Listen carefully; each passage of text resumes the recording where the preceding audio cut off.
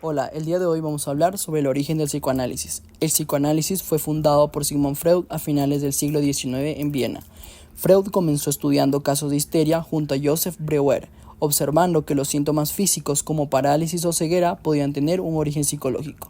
A partir de esas observaciones, propuso que los conflictos reprimidos en el inconsciente eran la causa de muchos trastornos mentales. Su primera obra importante fue La interpretación de los sueños en 1900, donde plantea que los sueños expresan deseos reprimidos.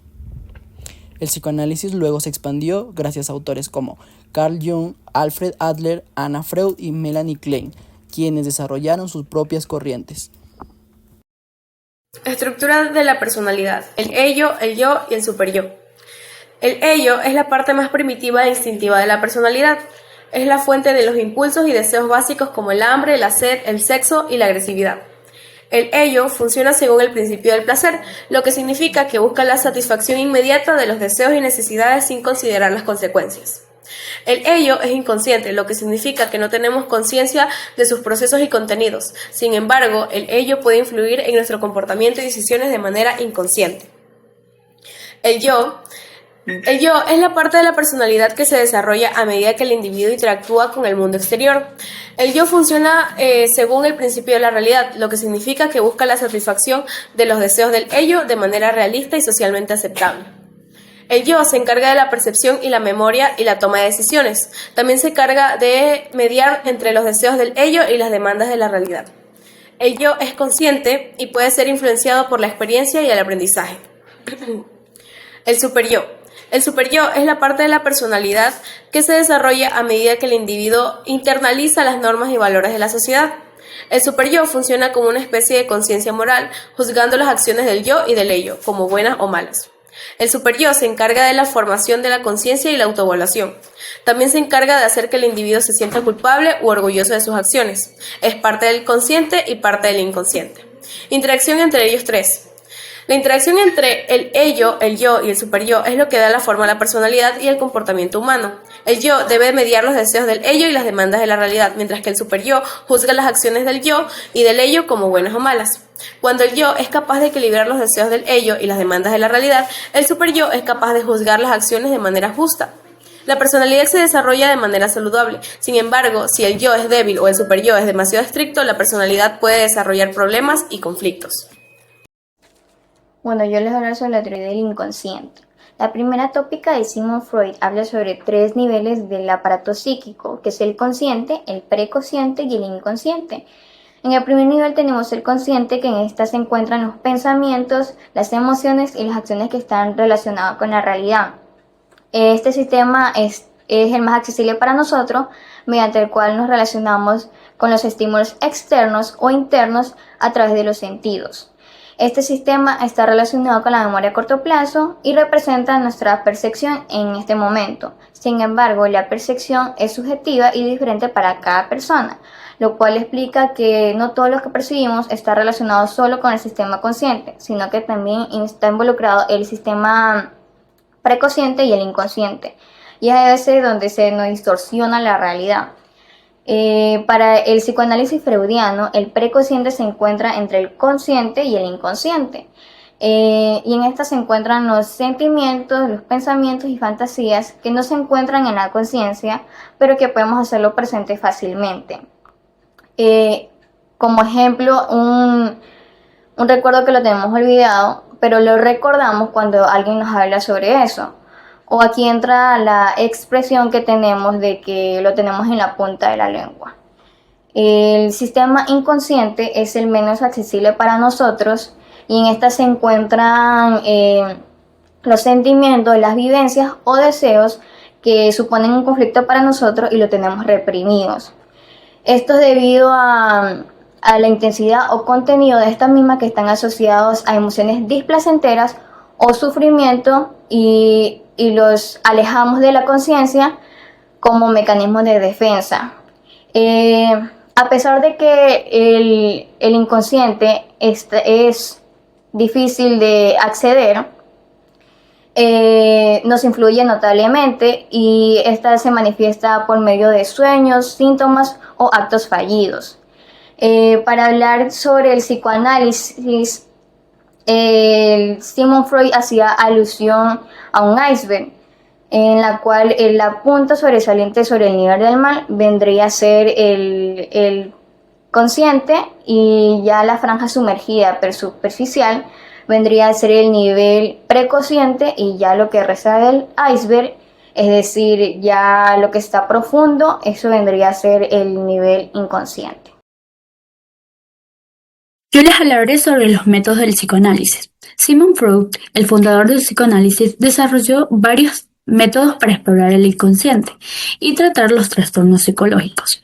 A continuación, te hablaré de algunos de los métodos más importantes que creó Freud.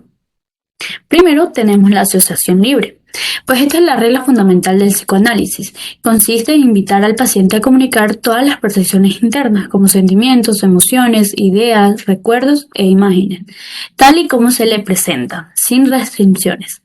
Segundo, tenemos la interpretación de los sueños. Freud plantea que los sueños son una manifestación alucinatoria de deseos reprimidos, por lo que se constituye como la materia prima para el acceso al inconsciente. Tercero, tenemos el análisis de la transferencia, pues este es el proceso mediante el cual se transfieren emociones, creencias o sentimientos vinculados a las personas de la vida del paciente, que son importantes. Estos son como padres, parejas o hermanos. Cuarto, tenemos el análisis de la resistencia. En muchos pacientes suelen producirse bloqueos que no permiten hacer frente a sus pensamientos o están en contra del proceso del análisis. Un ejemplo de esto son los silencios prolongados, olvido de citas o evasión de temas. Por quinto y último tenemos el análisis de interpretación, pues esto consiste en saber interpretar y sacar conclusiones acertadas a través de los pensamientos y relatos del paciente. Muchas gracias. Etapas del desarrollo psicosexual.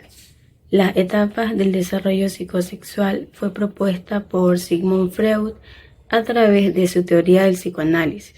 Según él, la personalidad del ser humano se forma a través de 5 etapas en la infancia, cada una centrada en diferentes partes del cuerpo llamadas zonas erógenas.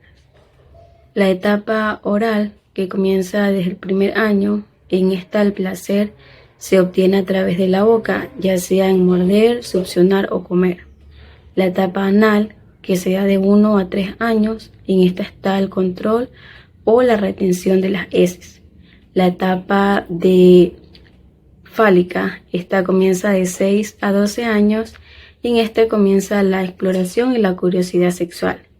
La etapa de latencia, que se da de 6 a 12 años, en esta la libido se reprime y comienza la socialización y la curiosidad de su personalidad.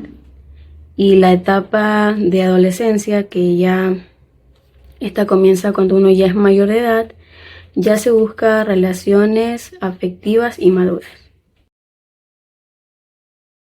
Los mecanismos de defensa son procesos psicológicos inconscientes del yo que utiliza para reducir nuestra ansiedad, mantener nuestro equilibrio emocional y proteger nuestros impulsos, pensamientos o recuerdos dolorosos e inaceptables. Una de sus funciones principales es distorsionar la realidad interna o externa de una forma que resulta más tolerable para la persona. Así evitando un conflicto entre el ello basado en los instintos, el yo basado en la razón y el superyo basado en la moral. Aunque todos utilicemos estos mecanismos de defensas, a lo largo del tiempo su uso excesivo o inadecuado puede llegar a generar problemas psicológicos o de relación. Por ejemplo, cuando una persona llega a sentir algún tipo de enojo hacia su jefe, en este caso, esta persona va a llegar a desplazar todo ese enojo a su hogar, gritándole a sus hijos. Y esta persona en realidad lo que está haciendo es evitar enfrentar directamente a la fuente de su frustración. Como sabemos, el psicoanálisis fue desarrollado por Sigmund Freud y tuvo un impacto muy significativo en la psicología y en la psiquiatría. A continuación vamos a empezar con los aportes.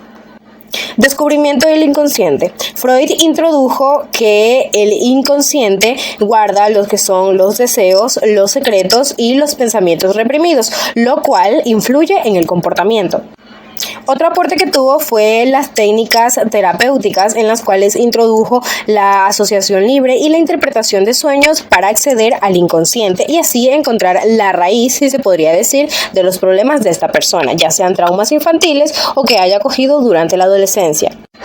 Estructura de la mente. Propuso la estructura de la mente en id o ide, ego y superego, explicando así los conflictos internos. Otro de sus aportes fue el desarrollo psicosexual. Teorizó sobre las etapas del desarrollo psicosexual y la influencia que tienen estos en la personalidad. Importancia de la infancia.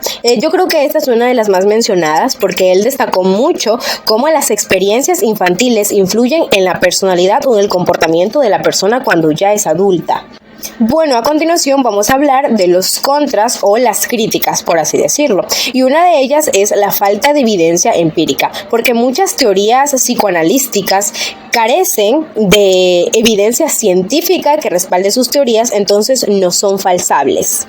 Otras de las críticas más mencionadas ha sido el determinismo, pues es muy criticado el psicoanálisis por ser determinista, por en sí enfatizar en que la infancia es la que construye la personalidad de una persona adulta, sin dar paso a lo que es el crecimiento personal o la voluntad de cambiar y de mejorar. Sesgo de género. Teorías como por ejemplo el complejo de Edipo han sido criticadas por ser sexistas. Enfoque en el pasado. Algunos critican de que se enfoca demasiado en el pasado sin dar paso o sin dar atención al presente y al futuro. Otra de las críticas del psicoanálisis es que su terapia es bastante prolongada y costosa. Entonces, no todos tenemos acceso a este tipo de terapias, además de que no es 100% validada o que esté 100% respaldada con argumentación científica. Y bueno, finalizando con la última crítica, tenemos la falta de definiciones claras, es decir, conceptos como el inconsciente son vagos y difíciles de medir. Y bueno, ya en resumen, el psicoanálisis ha tenido un impacto muy significativo en la psicología, pero asimismo también ha soportado o ha tenido que pasar por muchas críticas por su falta de evidencia empírica y también por su enfoque en lo negativo de la psique humana. Muchas gracias.